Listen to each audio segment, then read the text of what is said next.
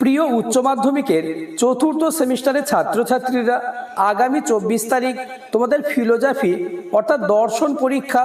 তাই তোমাদের পরীক্ষায় চূড়ান্ত সফলতা অর্জনের জন্য আজ আলোচনা করব দর্শন সাবজেক্টের অতীব একটি গুরুত্বপূর্ণ কোশ্চেন পেপার নিয়ে।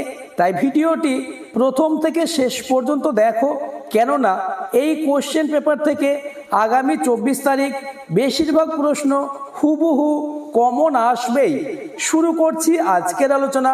ক্লাস 12 সেমিস্টার 4 সাবজেক্ট ফিলোজফি, পূর্ণমান 40, সময় 2 ঘন্টা। ইউনিট 1 অর্থাৎ ওয়েস্টার্ন লজিক থেকে মোট 22 নাম্বার থাকবে। আমি তোমাদের জন্য সবথেকে বাছাই করা এমন প্রশ্নই দিয়েছি যে প্রশ্নগুলি আজকের মধ্যেই রেডি করে নাও, তাহলে দর্শন সাবজেক্টে 40-এ 40 হবে তোমার হাতের মুঠোয়। দাগ নম্বর 1, নিচের প্রশ্নগুলির উত্তর দাও। বিকল্প প্রশ্নগুলি লক্ষণীয়। 2 গুণ 5 সমান 10, অর্থাৎ তোমাদের একের দাগে 2 মার্কের 5টি প্রশ্নের উত্তর দিতে হবে। প্রথম প্রশ্ন, অস্তিত্বমূলক তাৎপর্য বলতে জর্জ বুল কি বুঝিয়েছেন? অথবা নিচের বাক্যটিকে সাংকেতিক আকারে প্রকাশ করে সত্য সারণীর সাহায্যে সত্য মূল্য নির্ণয় করো। যেমন তুমি পাশ করবে যদি এবং কেবল যদি ভালো পড়াশোনা করো এবং ভালো পরীক্ষা দাও। নেক্সট কোশ্চেন নম্বর 2, শূন্য গর্ভশ্রেণী কাকে বলে? উদাহরণ দাও অথবা প্রদত্ত বচনটিকে বুলীয় লিপিতে প্রতিকায়িত করো। কোনো অভারতীয় নয়, অশিক্ষক। পরের প্রশ্ন, নিচের বচনগুলিকে ভেন চিত্রের রূপ দাও। যেমন এ, কোনো কিছুই একসঙ্গে আয়তকার ও গোলাকার হয় না। নেক্সট বি, সকল দার্শনিক হয় জ্ঞানী।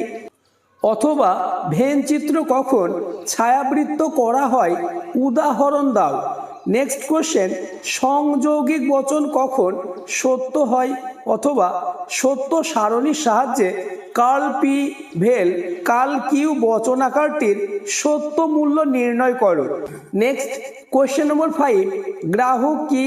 উদাহরণ দাও। পি ডট কিউ কখন মিথ্যা হয়? অথবা সাত্ত্বিক শ্রেণী কাকে বলে? উদাহরণ দাও। নেক্সট দাগ নম্বর 2, নিচের প্রশ্নগুলির মধ্য থেকে যে কোনো 2টি প্রশ্নের উত্তর দাও।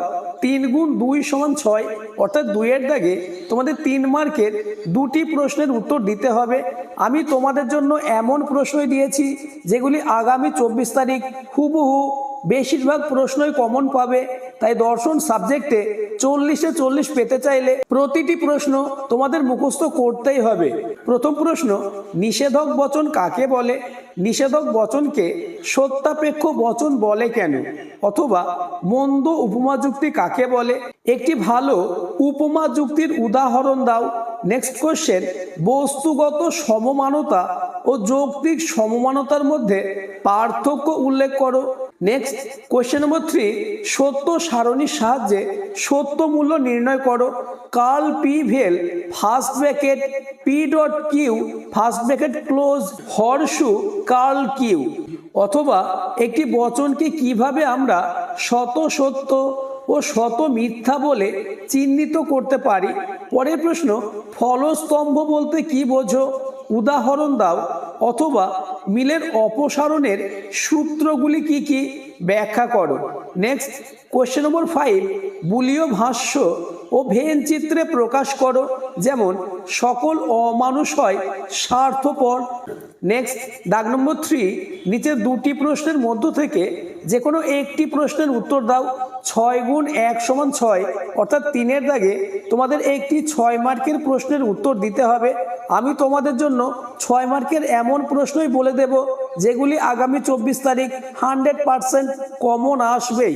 প্রথম প্রশ্ন, মিলের সহ পরিবর্তন পদ্ধতিটি আলোচনা করো।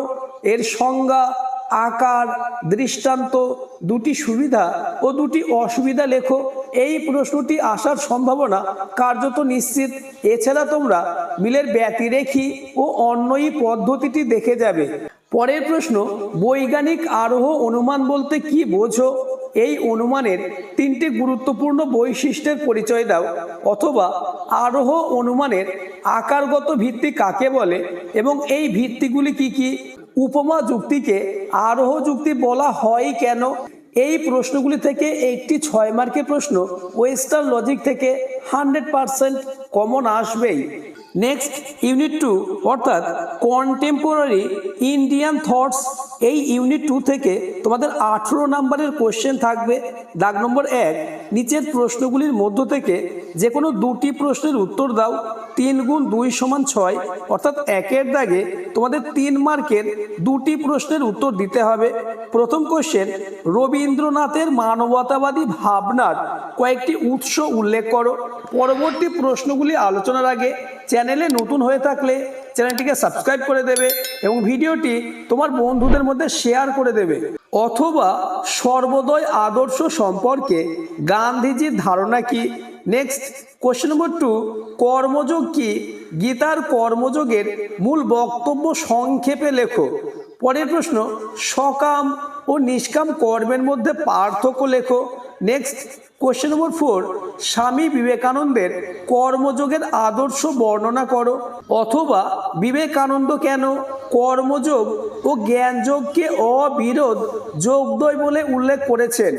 পরের প্রশ্ন, গান্ধীজি অহিংসা ও সত্যাগ্রহকে কিভাবে মানব জীবনের লক্ষ্য পূরণের হাতিয়ার হিসাবে ব্যবহার করেছেন?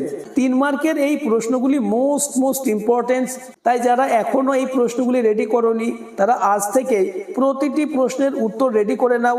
তাহলে এই দুদিনের মধ্যে দর্শন সাবজেক্টে 40-এ 40 হবে তোমার হাতের মুঠোয়।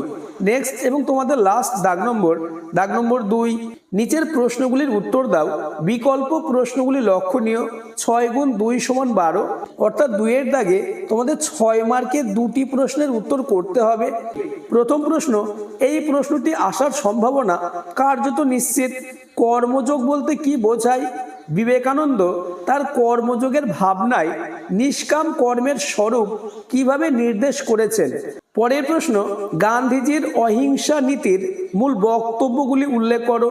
অথবা গান্ধীজি তার রাজনৈতিক ভাবনায় কিভাবে অহিংসার স্বরূপ ও গুরুত্ব নির্দেশ করেছেন? এই প্রশ্নটিও আসার সম্ভাবনা কার্যত নিশ্চিত।